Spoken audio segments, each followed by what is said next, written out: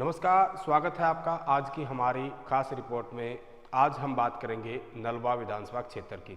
नलवा विधानसभा का इतिहास हम आपको बताएंगे और ये बताएंगे कि विधानसभा कब बनी, कौन कौन यहाँ से विधायक बना और कुल वोटों के साथ साथ नलवा विधानसभा के जातीय समीकरणों के बारे में भी आपको बताएंगे।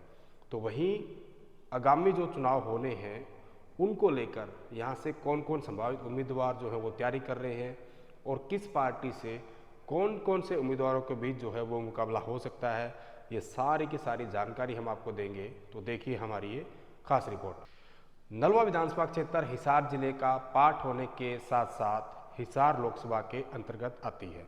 बता दें कि नलवा 2008 के परिसीमन के तहत विधानसभा के अस्तित्व में आया। इससे पहले नलवा के अधिकतर गांव भजनलाल के गढ़ कहे जाने वाले आदमपुर में और कुछ गांव भवानीखेड़ा विधानसभा में आते थे।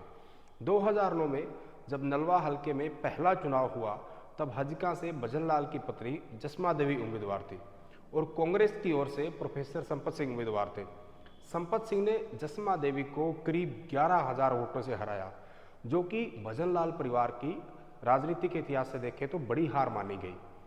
तो वहीं 2009 के चुनाव के बाद 2014 के चुनाव में नलवा विधानसभा से हजका की तरफ से भजनलाल के बेटे चंद्रमोहन बिश्नोई उम्मीदवार थे, जबकि इनेलो की तरफ से रणवीर गंगवा मैदान में थे। रणवीर गंगवा ने चंद्रमोहन को करीब 7,000 वोटों से हराया, जबकि प्रोफेसर संपत सिंह तीसरे नंबर पर रहे। 2019 का चुनाव आते आते इनेलो में काफ़ी टूट फूट हुई, जिसमें रणबीर गंगवा भी इनेलो को छोड़कर बीजेपी में शामिल हो गए और 2019 का चुनाव बीजेपी के टिकट पर लड़ा और कांग्रेस के प्रत्याशी और भजनलाल परिवार के करीबी रणधीर पनिहार को करीब 10,000 वोटों से हराकर लगातार दूसरी बार विधायक बनने में कामयाब हुए। जबकि इनेलो से अलग होने के बाद हरियाणा में पहली बार चुनाव लड़ रही जननायक जनता पार्टी के उम्मीदवार वीरेंद्र चौधरी तीसरे नंबर पर रहे। वीरेंद्र चौधरी ने करीब 20,000 वोट हासिल किए।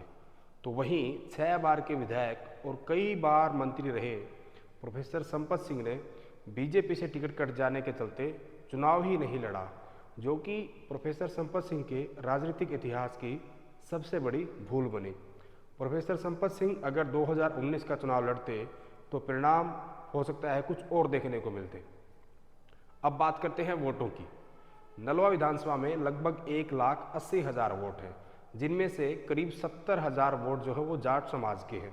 तो वहीं अगर आगामी 2024 के विधानसभा चुनाव की बात करें तो सभी पार्टियों के कई उम्मीदवार कतार में हैं, कहीं न कहीं उनको टिकट का इंतज़ार है और लगातार लोगों के बीच जाकर और बड़े बड़े कार्यक्रम करके खुद को सबसे ताकतवर दिखाने का शक्ति प्रदर्शन भी कर रहे हैं।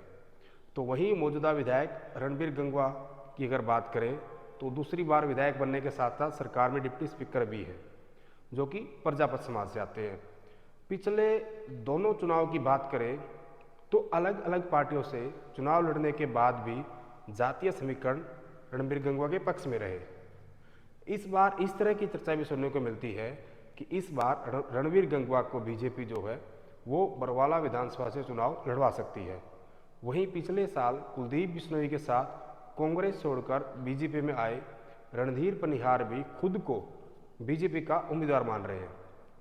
हालांकि बीजेपी किसको यहाँ से उम्मीदवार बनाकर उतारती है वो वक्त बताएगा, लेकिन कांग्रेस पार्टी की बात करें तो कांग्रेस पार्टी में सबसे ज़्यादा उम्मीदवार लाइन में हैं, जिनमें से पूर्व मंत्री प्रोफेसर संपत सिंह, पूर्व सांसद रामजी लाल के भतीजे एवं रिटायर्ड IAS चंद्र प्रकाश, हुड्डा के करीबी माने जाने वाले अनिल मान, मनोज टाक माही, नरेश मलिक के समेत कई उम्मीदवार कांग्रेस की टिकट लेने की दौड़ में हैं। जबकि प्रोफेसर संपत सिंह इस बार करो या मरो की स्थिति में चुनाव लड़ने के मूड में है, लेकिन वो भी पुत्र मोह में फंसे हुए हैं।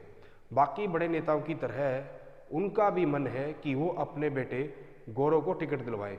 वैसे तो गौरव दीपेंद्र हुड्डा की टीम के सदस्य हैं, लेकिन नलवा विधानसभा के अनुसार अगर हम लोगों की बात करें तो उनकी कोई खास पैठ वहाँ नज़र नहीं आती। इसलिए अधिकतर लोगों को कहीं ना कहीं गौरव की बजाय प्रोफेसर संपत सिंह जो है वो मजबूत खिलाड़ी नज़र आते हैं। अब देखना होगा कि जनता जनार्दन आगामी चुनाव में किसको अपना विधायक चुनकर जो है वो चंडीगढ़ भेजने का काम करेंगी। क्योंकि ये भी देखना होगा कि लोकसभा के जो चुनाव होंगे और लोकसभा के जो परिणाम कहीं न कहीं आएंगे वो हरियाणा के विधानसभा चुनाव पर कितना प्रभाव डालते हैं कि हरियाणा की जनता केंद्र के साथ चलती है या फिर हरियाणा में कोई और सरकार चुनती है, ये आने वाला वक्त बताएगा। लेकिन आपको क्या लगता है, नलवा हलके से आप किसको सबसे मजबूत उम्मीदवार मानते हैं? आप भी कमेंट के माध्यम से ज़रूर बताएं।